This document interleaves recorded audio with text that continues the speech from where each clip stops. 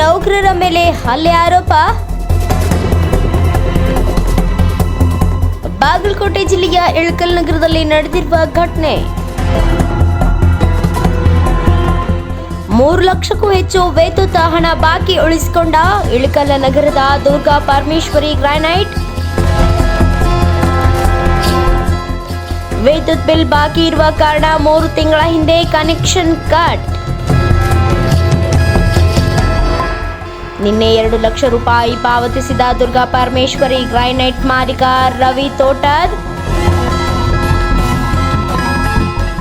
2 ಲಕ್ಷ ಹಣ ತುಂಬಿದ ನಂತರ ರೀಕನೆಕ್ಷನ್ ಮಾಡಲು ಹೋದ ಇಬ್ರು ಲೈನ್ ಮ್ಯಾನ್ ಮೇಲೆ ಹಲ್ಲೆ. ರವಿ ತೋಟದ್ ಮತ್ತು ಇನ್ನಿಬ್ಬರು ಸೇರಿ ಹಲ್ಲೆ ಮಾಡಿದ್ದಾರೆ ಎಂದು ಆರೋಪ. ಹಲ್ಲೆಗೊಳಗಾದವರು ಮೊಹಮ್ಮದ್ ರಸೂಲ್ ಟಪಾಲ್ ಮತ್ತು ಸಿದ್ಧಾರ್ಥ್ ಅಮರಾವತಿ. ಇಬ್ರು ಇಳಕಲ್ ಸರ್ಕಾರಿ ಆಸ್ಪತ್ರೆಗೆ ದಾಖಲು. ಅಲ್ಲಿರುವ ಟಿಸಿ ಮತ್ತು ಇನ್ನಿತರ ವಸ್ತುಗಳನ್ನ ನೀವೇ ಕಳವು ಮಾಡಿದ್ದೀರಿ ಎಂದು ಆರೋಪ. ಹಲ್ಲೆ ಮಾಡಿದ್ದಾರೆ. ಹಲ್ಲೆಯನ್ನ ಖಂಡಿಸಿದ ಯೂನಿಯನ್ನ ಸಂಘದ ಅಧ್ಯಕ್ಷ ಶಿವು ಬಂಗಾರ್ ಕಡೆ. ನೌಕರರ ರಕ್ಷಣೆ ಇಲ್ಲ ಅಂದ್ರೆ ಕೆಲಸ ಮಾಡುವುದು ಹೇಗೆ ಎನ್ನುತ್ತಾರೆ ಈರಣ್ಣ ಧನಶೆಟ್ಟಿ ಹಾಗೂ ಎಲ್ಲ ಕೆಇಬಿ ನೌಕರರು. ಹಲ್ಲೆ ಮಾಡಿದವರ ವಿರುದ್ಧ ಕಾನೂನು ಕ್ರಮ ಕೈಗೊಳ್ಳಲು ಒತ್ತಾಯ.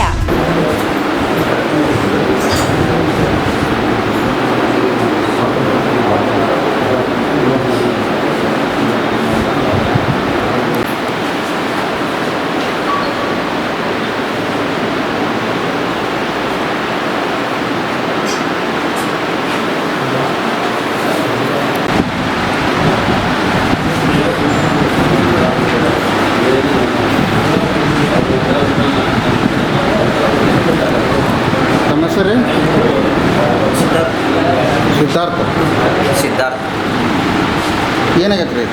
ಹೊಡೆದಲ್ಲಿ ಯಾರು ಹೊಡೆದಾರ ರೀ? ಅಲ್ಲಿ ಕೆಲಸದ ಹೋದಾಗ ಫ್ಯಾಕ್ಟ್ರಿ ಅವ್ರು ಹೊಡೆದಾರೆ. ಅವ್ರ ಹೆಸರು ಗೊತ್ತಿಲ್ಲ ಸರ್. ಅವ್ರು ಫ್ಯಾಕ್ಟ್ರಿ ಓನರ್ ಸರ್. ಯಾವ ಫ್ಯಾಕ್ಟ್ರಿ ಹೆಸರು ಗೊತ್ತಿತ್ತು? ದುರ್ಗಾ ಫ್ಯಾಕ್ಟ್ರಿ. ಇದ್ರ ಸಲ ಹೊಡೆದಾರೆ ಅವರು? ಬಿಲ್ ಕಟ್ಟಿದ್ದು ಕಟ್ ಮಾಡಿದ್ದಾರೆ ಸರ್. ಒಳ್ಳೆ ಹಾಕಕ್ಕೆ ಹೋಗಿದ್ದೀವಿ. ಹೋದದ್ನೇ ಟಿ ಸಿ ಇದಾಗಿದ್ದಕ್ಕೆ ಮೆಟ್ರೆಲ್ಲ ಹೋಗಿದ್ದೇವೆ. ಅದನ್ನು ಇದು ಮಾಡ್ಕೊಂಡು ನಮ್ಮ ಕೈ ಮಾಡಿ ನಮ್ಮನ್ನು ಹೆಂಗೆ ಬೇಕಂಗೆ ಕೊಡ್ತಾರೆ. ಯಾರು ಎಷ್ಟು ಮಂದಿ ಇದ್ದಾರೆ ಅವರು? 3 ಮಂದಿ ಇದ್ದಾರೆ. 3 ಮಂದಿ. ನೀವು ಎಷ್ಟು ಮಂದಿ ಇದ್ದೀರಿ? ನಾವು ಇಬ್ಬರು ಇದ್ದೀವಿ.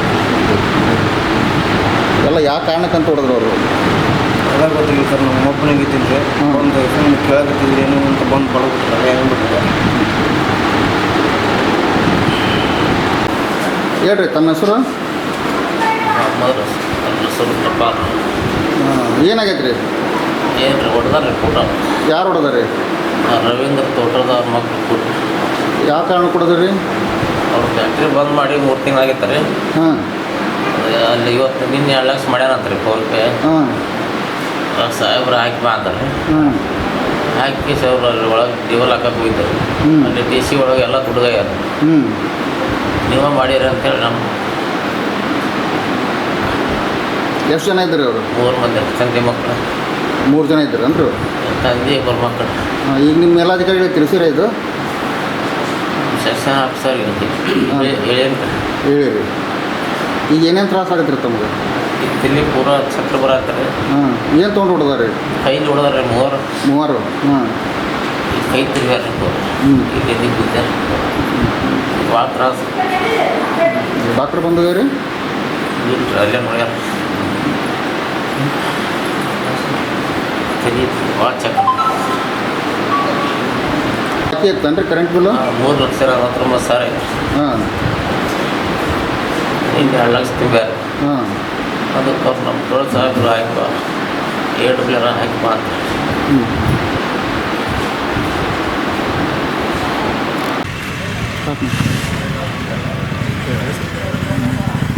ಹೇಳ್ರಿ, ಇದು ಎದ್ರ ಸಲ ಅವರು ಅಲ್ಲೇ ಮಾಡ್ಯಾರ ಸರ್?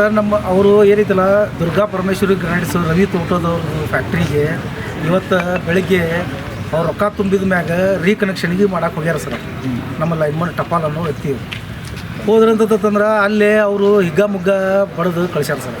ಯಾಕಂತಂದ್ರೆ ಈಗ ಅವರು ರೊಕ್ಕ ತುಂಬಿದ ಮ್ಯಾಗ ರೀಕನೆಕ್ಷನ್ ಮಾಡಕ್ಕೆ ಹೋದಾಗ ಅಲ್ಲಿ ಟಿ ಸಿ ಇರುವುದಿಲ್ಲ ಅಂತಂದು ಟಪಾಲ್ ಅವರು ನಮ್ಮ ಶಾಖಾಧಿಕಾರಿಗಳಂತ ಬಿದ್ರಿ ಸರಿಗೆ ಮಾತಾಡ್ಯಾರ.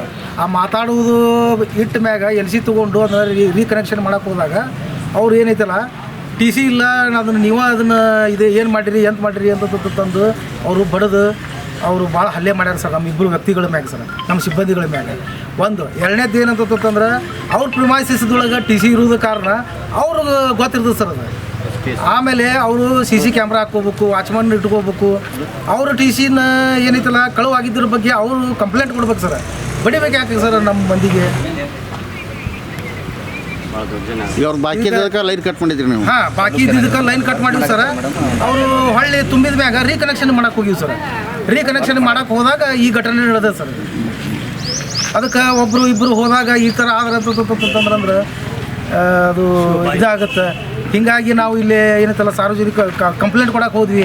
ಅವ್ರು MLC ಕೇಸ್ ಆಗಿದ್ದಕ್ಕೆ ಜನರಲ್ ಹಾಸ್ಪಿಟಲ್ಗೆ ಹೋಗ್ರಿ ಅಂತಂದ್ರೆ ಅದಕ್ಕೆ ನಾವು ಇಲ್ಲಿ ಜನರಲ್ ಹಾಸ್ಪಿಟಲ್ನಾಗ ಅದೀವಿ ಸರ್. ಸರ್, ಇವತ್ತು ಇಲ್ಲಿ ಜನ ಕಲಿಬೇಕಂದ್ರೆ ನಮ್ಮ ಎಂಪ್ಲಾಯೀಸಿಗೆ ಅನ್ಯಾಯ ಆಗೈತಿ. ಯಾಕಂದ್ರೆ ರವೀಂದ್ರ ತೋಟದವರು ಅವ್ರ ಮಕ್ಕಳು ಕೂಡಿ ಆ ಫ್ಯಾಕ್ಟ್ರಿ ರೀಕನೆಕ್ಷನ್ ಓದೋ ಹೊತ್ತಿನಾಗ ಅಲ್ಲಿ ಆಗಿರೋಂಥ ಟಿ ಸಿಯಲ್ಲಿ ಸಾಮಾನುಗಳು ಬಿದ್ದದ್ದು ನೋಡಿ ಯಾವ ಥರ ಕೊಡ್ಬೇಕಂತ ಕೇಳಿದ್ದಕ್ಕೆ ಸಾಮಾನುಗಳು ನೀವೇ ಕಳುವು ಮಾಡಿರಿ ಅಂತೇಳಿ ಇವತ್ತು ನಮ್ಮ ಸಿಬ್ಬಂದಿ ಮೇಲೆ 24/8 ಸಿದ್ದು ಹುಡುಗನ ಮೇಲೆ ಮತ್ತು ನಮ್ಮ ಮೊಹಮ್ಮದ್ ರಸೂಲ್ ಅವ್ರ ಮೇಲೆ ಟಪಾಲ್ ಅವ್ರ ಮೇಲೆ ಮನ ಬಂದಂತೆ ತಿಳಿಸಿದ್ದಾರೆ. ನಾವು ಇದನ್ನು ಬಿಡೋಂಗಿಲ್ಲ. ಇದನ್ನು ಉಗ್ರವಾಗಿ ನಾವು ನಮ್ಮ ಮೇಲಾಧಿಕಾರಿಗಳು ಗಮನಕ್ಕೆ ತೊಗೊಂಬಂದು ನಾವು ಇವತ್ತು ಕಂಪ್ಲೇಂಟ್ ಕೊಡಲಿ ಇವತ್ತು MLC ಬಂದಿದ್ದೀವಿ. ಅಧಿಕಾರಿಗಳ ಜೊತೆ ಅವರಿಗೆ ಶಿಕ್ಷೆ ಆಗೋವರೆಗೂ ನಾವು ಬಿಡದಲ್ಲ ಹೋರಾಟ ಮಾಡೇ ಮಾಡ್ತೀವಿ ಅಂತ ಹೇಳಿ